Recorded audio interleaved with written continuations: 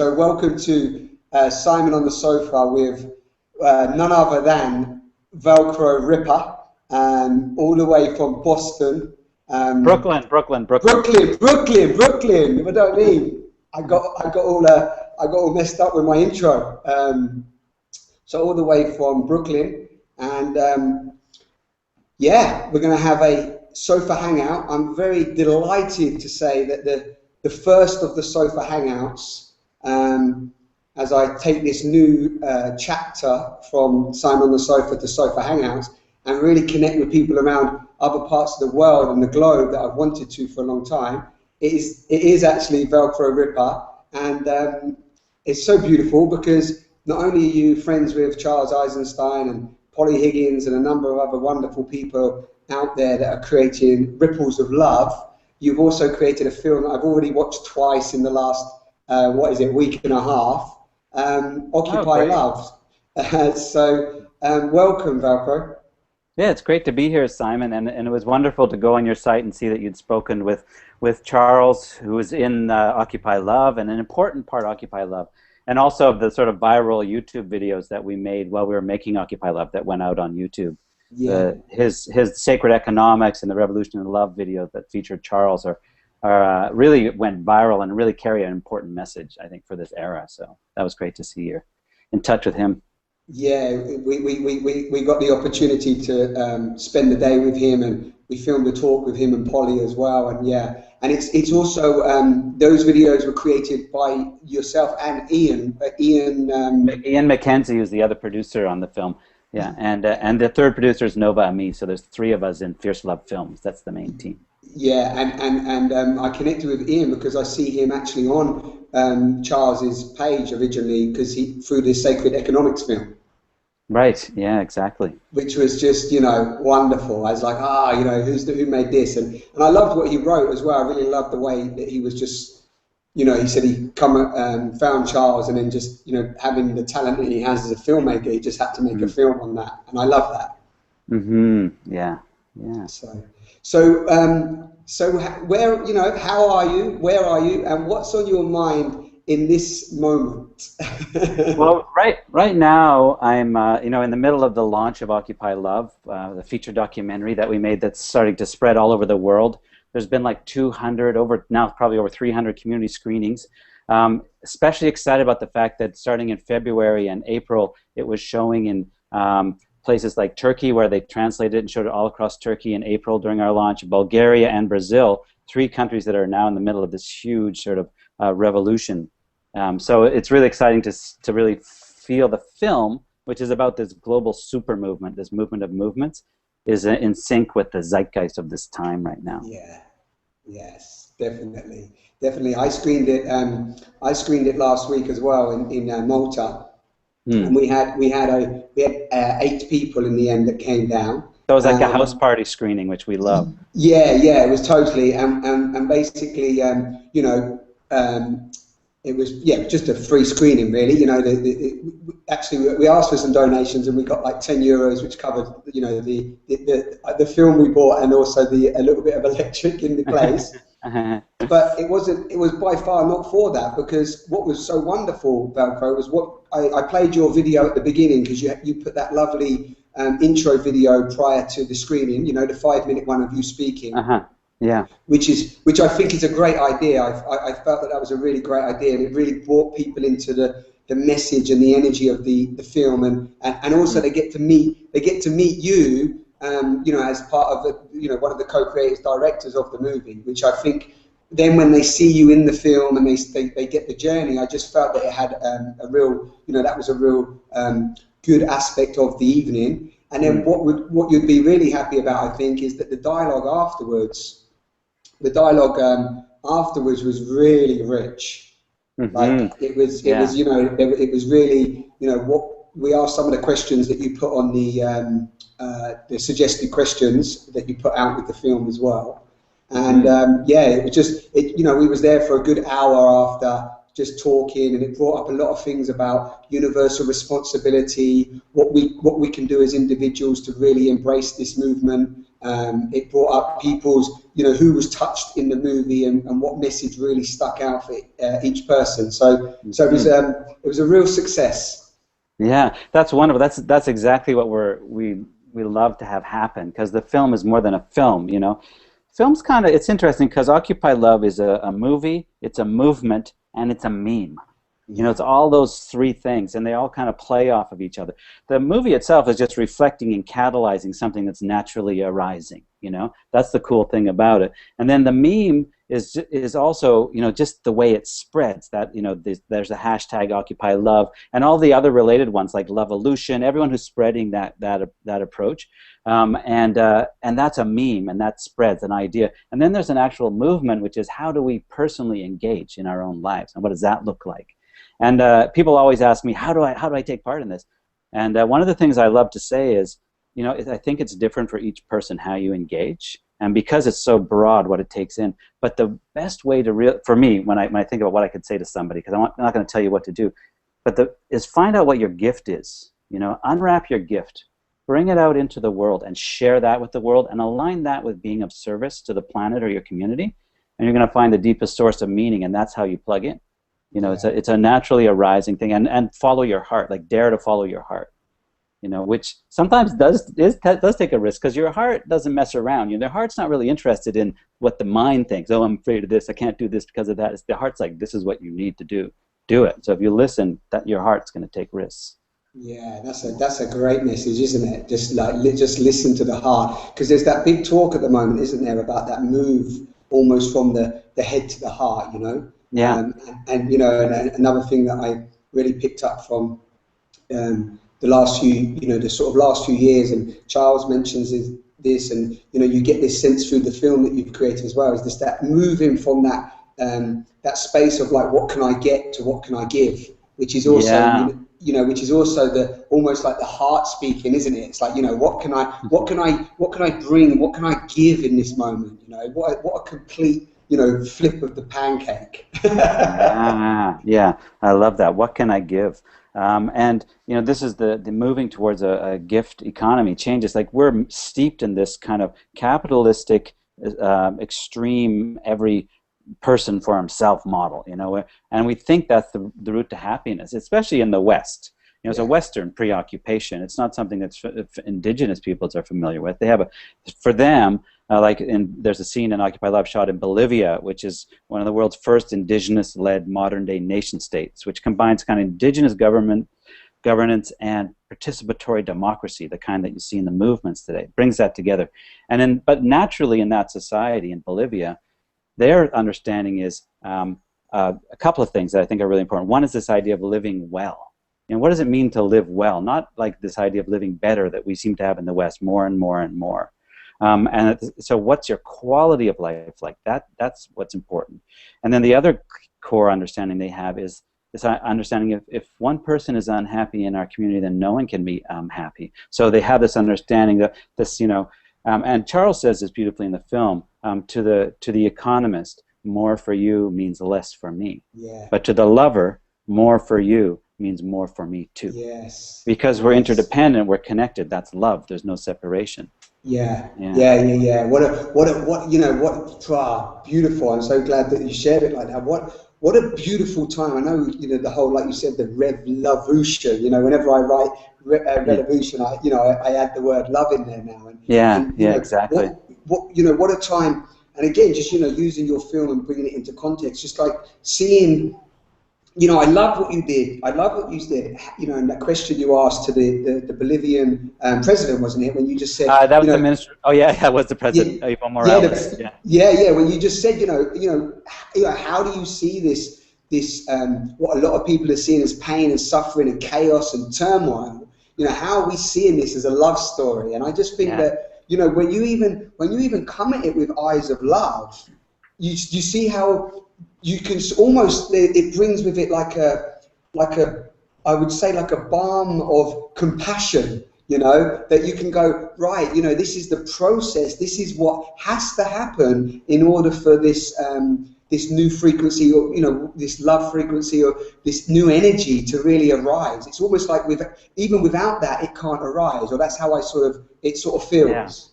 Yeah, beautiful. Yeah, definitely. And it's, there's you can't underplay the actual real true suffering that's happening in the planet right now. The Yeah, level of crisis is just unbelievable. So it's yeah, beyond anything we can actually fully encompass. We haven't really experienced ecocide before. yeah, But that's what's happening on the planet, which Paulie Higgins talks about. yeah, She wants to create this law of ecocide that we can't commit that, but we are committing it as a species right now. So to grasp the magnitude of the crisis and then say, okay, so how do we transform that into a love story? If we could do that, it would become the greatest love story on earth because the stakes are the greatest they've ever been yeah, for humanity. So the stakes are great, so there's a source of meaning. So the film really captures it at that level, and how do we yeah, transform that? And so that requires what I call a kind of industrial strength spirituality, or a fierce love. yeah, What kind of spirituality can we develop that's really grounded and embodied and comes from the fierce heart, yeah, to deal with these times. So we can have yeah, compassion, spaciousness, take it in and not be overwhelmed by it, be sacred warriors, yeah, and have happiness at the same time. These times are also an opportunity for joy because we're yeah. all in this together. Yeah, I love that. I'm probably gonna say that throughout this whole talk. I'm just feeling the energy coming through, even on this talk, just from you. Like, the domestic, what did you say? The domestic, what did you say was the name of the love? The fierce love, or the No, the one before that, the not domestic love. Did you say? It was making it like how we're out there in the rough of it, and we're out there in the rough of it, but like with the heart open, yeah, we can fierce actually heart. surf. Yeah, we can surf this wave. Yeah, You said sacred warriors. yeah, I had a conversation today with a wonderful guy from Bali, and he was, again, he was talking about this. He was calling it this divine love, uh-huh, which yeah. which again I think is in context with exactly what you're saying. Sure, it's Is universal love. It's universal Yeah, love, and yeah, it's the bedrock of everything. I think if you look yeah, at all the spiritual traditions, this is where they agree. yeah, This idea, um, uh, God is love, and for those who aren't comfortable with God, the universe is love. yeah, Totality is love. Everything in its completeness, including this amazing 14.4 billion year journey we're on, which is like this evolutionary journey. So the evolutionary life force itself, which is yeah, creating all this something from potential, yeah, that's love. That yeah, creative life force is love. And you yeah, can tap into that and align with that. And when we do that, that's where we get the strength, and that's how we're guided. We're guided yeah, by this evolutionary impetus. And how can yeah. you surf that wave? And how can you align to that evolutionary impulse, because Yeah. that's what you're talking about. You're saying actually, there's a frequency over here which is actually, when we're not aligned to it, it seems to be Yeah. causing a lot of rift, a lot of suffering, a lot of like overwhelmment, bewilderment. Who am I? Where am I? But when you're in Yeah. alignment with it, it seems that almost everything seems to make sense. There seems to be Yeah. this awareness of like, wow, I always say this, Velcro, I'm a speck, but within that speck, I'm so vast. Yeah, and there's only one you in the whole damn universe, which is also pretty remarkable, in all Yeah, this complexification. So you're like a fractal of all of that. But yeah, the it is this alignment, and our society. Matthew Fox says it beautifully. He says it's like these two forces, and they're both accelerating. There's the force of biophilia, which is the love of life. That's that life force. And there's the force of necrophilia, which is almost the contraction or the elimination of that life force, the necrophilia of death. And those both are gathering steam. One is extinction, and the other is life itself. And yeah, so when we align ourselves, and they're both, there's a lot of evolutionary impetus behind this moment. So there's a lot of rapid change. And how do we yeah. adapt to that? Find out where the life force is, go there, raise it up in whatever you do. Yeah, and it's lovely you brought that up, because I don't know if you've read the book by Tom Hartman, which is called The Last Hours of Ancient Sunlight.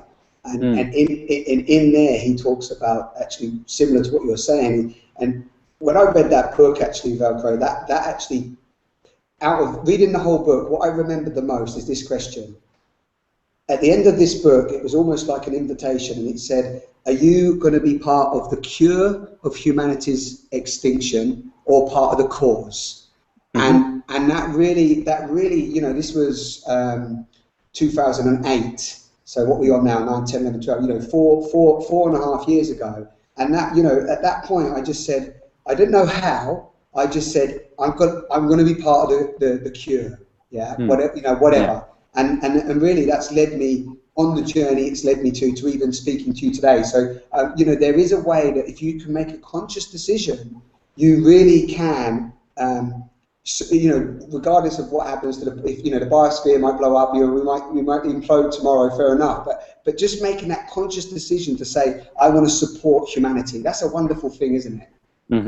Yeah, and then that life force supports you too. Yeah. You align yourself with it, and not to say that there's not going to be suffering, because suffering is part of our journey too, and inescapable right now. And also, what I love about the healing model is it implies it's also a personal journey, because we also have to heal ourselves. We're steeped in this culture. We're raised in this culture. There's a decolonization process that we're going through, and we have to be forgiving with ourselves and each other in that process. Yeah. Because there's also, I see people going into overwhelm or darkness or despair, and it's an easy time for that. So how do we find our sense of hope, which for me implies a kind of flexibility, a vulnerability, a vulnerable heart, which I call indestructible vulnerability. Yeah.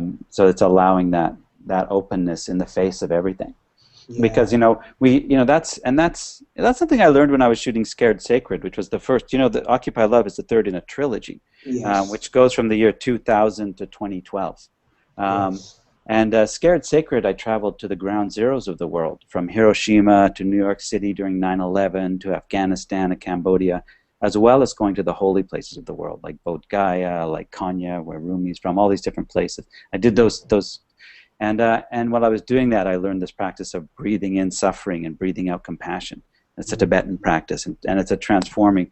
So on the in-breath, you open yourself to everything that's going on. If you're witnessing pain and experiencing pain as well, just allow it in. And then on your out-breath, you send compassion back out. Yeah. And Pema Chodron, the Tibetan teacher of Tibetan Buddhism, calls it air conditioning suffering.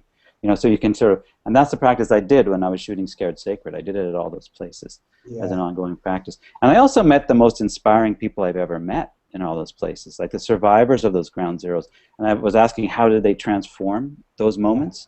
And what I learned was there were two things that really got people through crisis. One was having a sense of meaning, like some kind of deep sense of meaning, whatever that was, and it could be different for different people. And the other was taking action in some form. Somehow taking action for for example, for the Hiroshima survivor, she spends her life now teaching about nuclear war, and so that it'll never happen again. So that's it's healing for her to take action in some way. Yeah. So that led to Fierce Light, which is about bringing together spirit and action, this idea of fierce light, the fierceness, the doing, and the being together. How do we bring those two elements of life together, the heart and moving through the world, and the action? Actually, when you said about the head to the heart connection, I was thinking it's almost more like head and heart and body and spirit, like this integral where they all aren't fighting each other and not trying to dominate. Like let's all check in, guys. What do you think, girls? Can we Head, come what do you together? think? Heart, what do you think? Body, how do you feel? Spirit, what's going on? Let's get consensus. I like that. I like that. A whole, because there's another thing you mentioned as well. Is that it's about that unification, that unity, but also you said as well, which I often say, that that beautiful respect to diversity within that. That's right. Yeah, it's definitely. just bringing in all aspects of everything that's happening, and going, everything is okay, everything is has its space and accepted, and we don't have to keep resisting and trying to put everything into a box. I love that. I guess that was really key. It's about balance, and it's interesting because I think the social movements of today at their clearest form, because they go all different ways, but when they're really at their crystalline level, the early days of a revolution, for example, everyone's coming together, and there's this shared power in the new social revolutions. It's horizontal. It's called horizontalism. They also call them leaderless movements, but I call them leaderful. And it's interesting because that 33 million people in Egypt right now, no one could have said, okay, everybody go to the streets and do this. They wouldn't have done it. But they decided together, this is important, we're going to be here. And so, you know, it was amazing. It just was this natural arising. So that shared power, I think it's a model that's an organic model. It applies to, within that has to be respect for diversity. So we're not saying, you know, it's not allowing one aspect to be dominant or take over. It's like, oh, we need all the elements. So unity and diversity is really powerful. This is how ancient rainforests work, you know, because there's all this diversity working in an ecological harmony, you know, and you need diversity. As soon as you have monoculture, the thing collapses, you know, with the first bug that goes through. So we need the diversity. There's a strength in diversity. So we celebrate. It's something to be celebrated. So unity and diversity are kind of like go together. Just like love and power go together. Yeah, yeah. So, and again, it's bringing, and like you said, with even the spirit, the heart, and everything. It's that coming. It's all about, really. It feels, doesn't it? It really is about this coming together. It's all about coming together. You know, because I love again what Charles. I would quote Charles quite often, but what Charles said in your film as well is that, you know, it's like it's not even the 99%. It's like the 1% as well. It's like it's the 100%. It's bringing that 99 and 1 together. It's like the people that are in certain places of power as well. They're also feeling the pinch. They're also feeling the pain, the suffering, the transformation, the change. You know, the chaos. And I loved it when he just said that. It was about it's about again what you're describing, but it's that, you know, it's the 100%. You know. Well, because also we're all them. You know, we're all everybody. We're also, you know, we're the Hiroshima survivor, and then we're the person in the plane who pushed the button that dropped the bomb.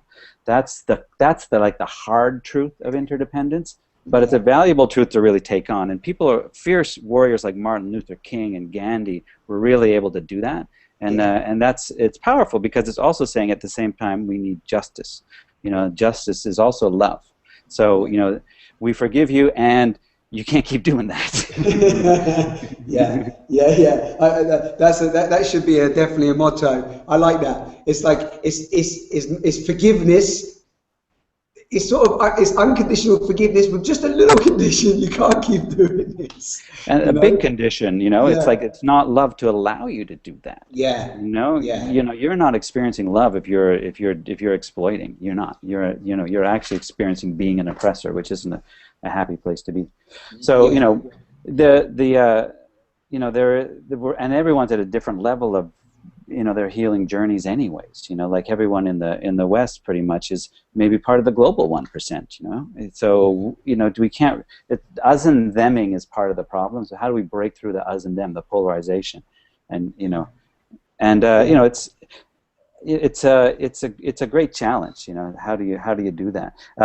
You know, in Fierce Light, Congressman John Lewis, who's a compatriot of Martin Luther King, says, you just got to love the hell out of them.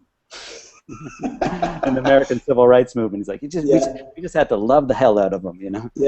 It's a great analogy. You know, that's what you said there. Is really lovely. You said, you know, it is hard for people. So it might be nice just to, like, you know, share how, you know, some of the things. I know you said you did the breathing exercise and you've done things, but you know, you've clearly, you know, you're a filmmaker. You've been making these amazing films. I know you're working on another one now, but you know, you've also done that, you know, that inner work, and you've looked at your own pain, you've looked at your own suffering, and you know, do you want to, you know, share a little bit about your own, you know, that transformation for you as well? Because, you know, you haven't just gone out there with a camera. You can feel it. You can feel it from you. You've embodied this, you know.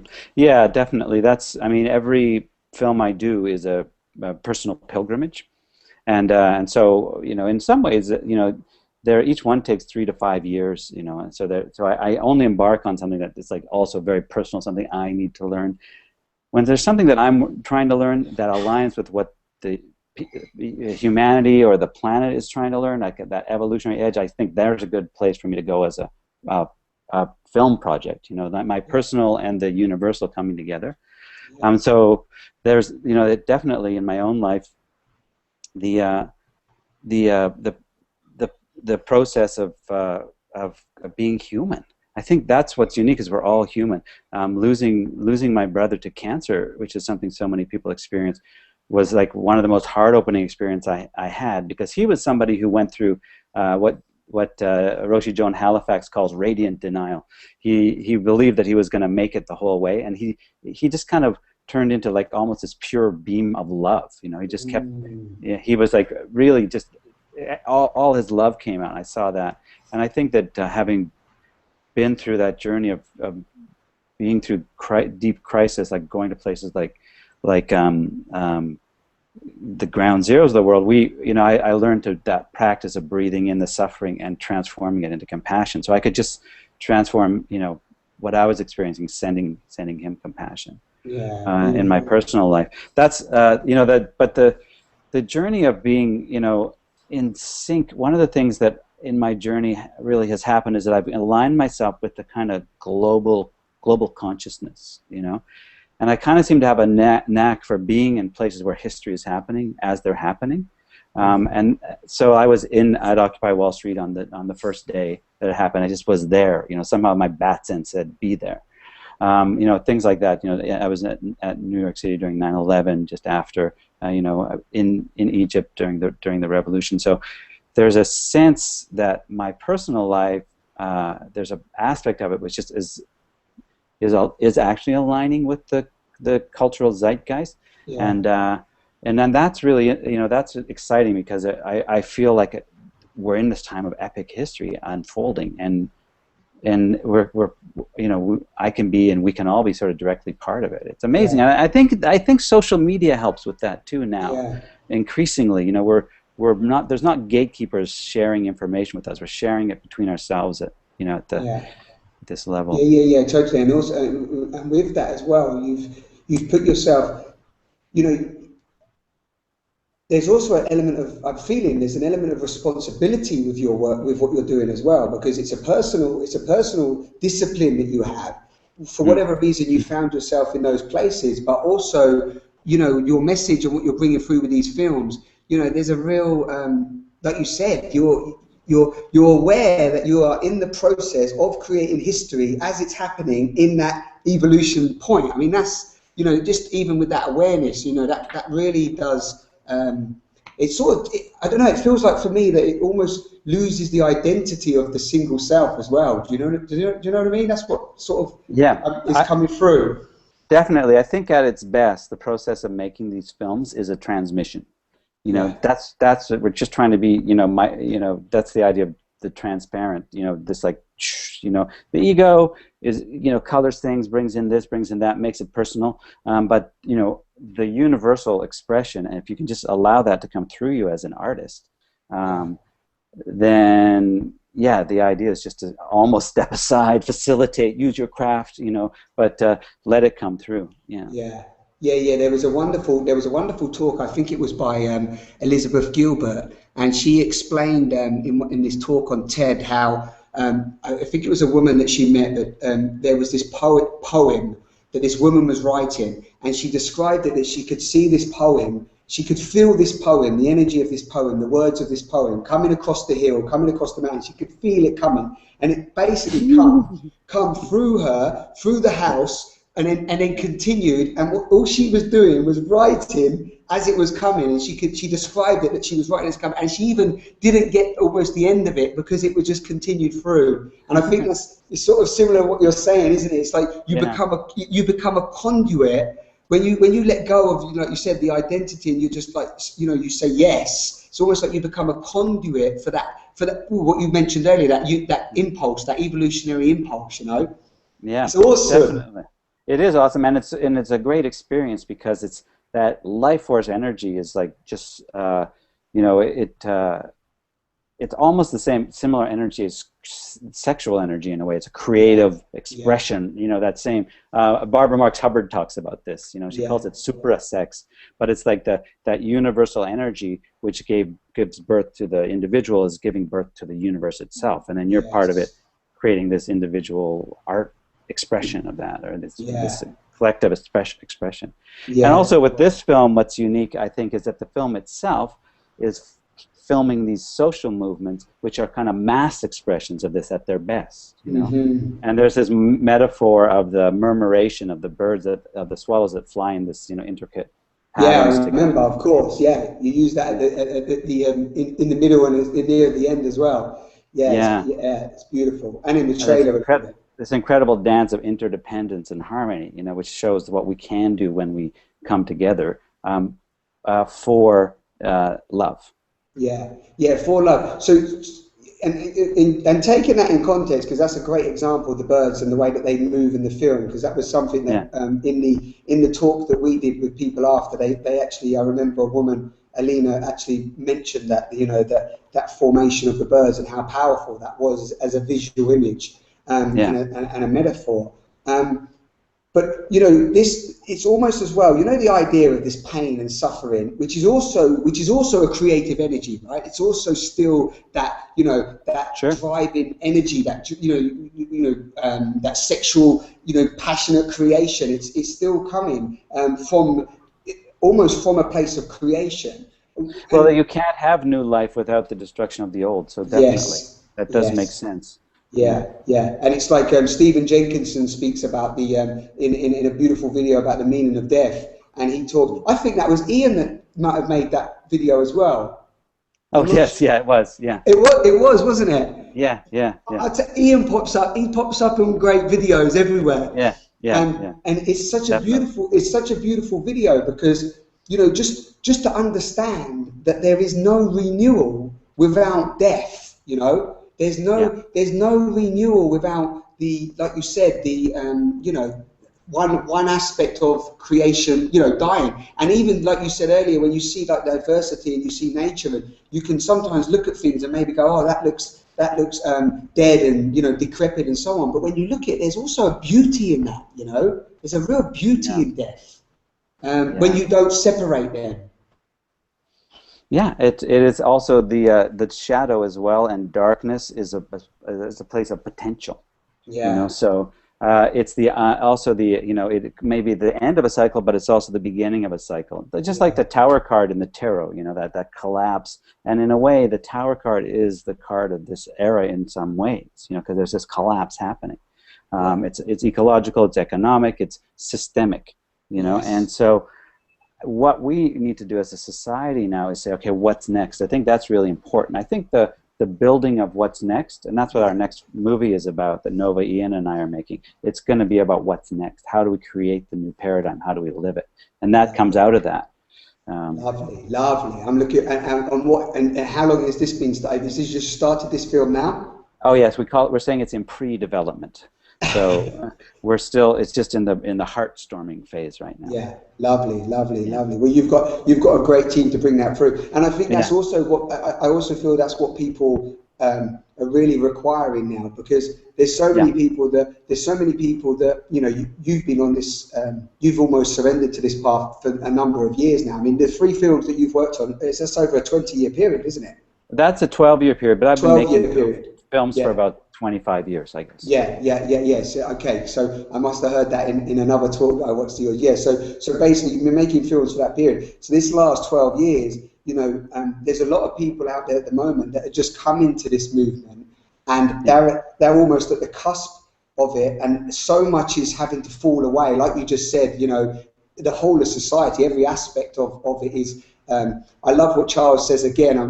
You and I are going to be quoting Charles for the rest for this talk, but I love what he said. How consciousness has already moved. You know, it's like it's already shifted. What's happening now is the structures that are slightly static. They're following a little bit slower behind, because people are still also holding on to them from their identity. You know, and it's like they don't want to let them go.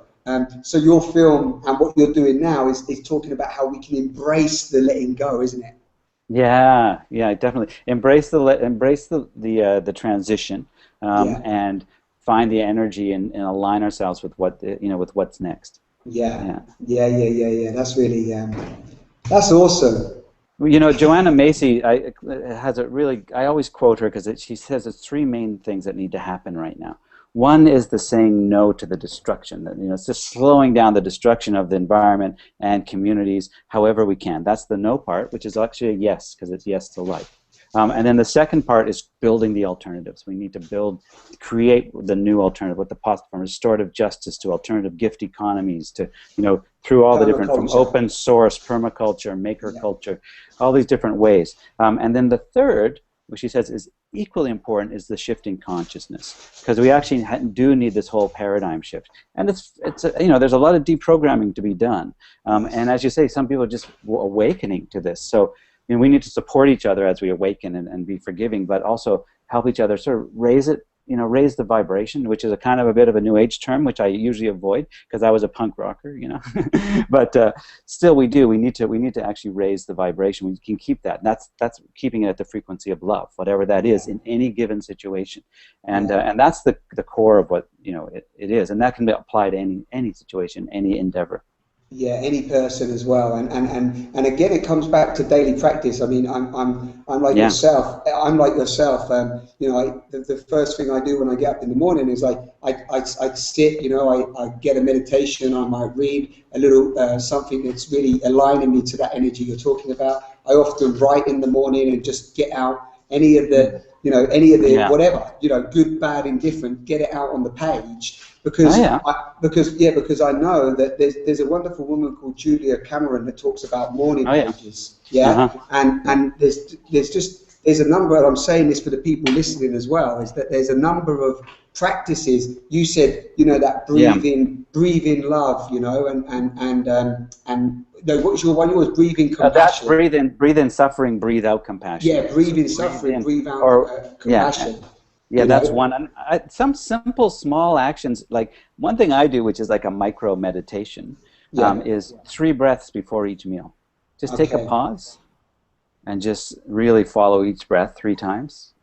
And then it just changes it gives you a moment to check in presence, returning to the breath is the simplest, but actually the most effective way to just center yourself. You can do that at any moment. If you're in conflict, stop, breathe, actually they say in nonviolent communication says that somebody cannot sustain conflict by themselves for more than 5 minutes. My friend Judy Rebick, who's in Occupy Love, has just arrived for a visit. Awesome. So maybe we need to wrap it up. You remember I said that it will come to a close in the way that Yes, right. That's wonderful. She's welcome to share some message to anybody if she really wanted to. Let her in. I should probably greet her. Yeah, go and greet her. That's fine. Okay. Well, listen. I will wrap this one up, and I'll do the goodbye and stuff. But let's speak again.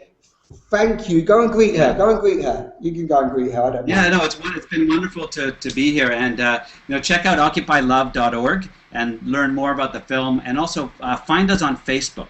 And on Twitter as well. You can find that all through occupylove.org, and help join in this movement and share and watch the film. The film's on there as well. It's available for a gift, or you can chip in to help us make the next film. Yeah. So check it out. I'll put all the links up and everything as well, Velcrow. Yeah. Velcrow, there's one, next time I want to ask you, which I forgot to ask you, about your name, Velcrow, because it's so so beautiful. You will save that as a teaser, you can say. And next episode, Velcrow Ripper reveals the source of his name. Take care, Velcrow. All right, great talking. Take care. Take care, bye-bye.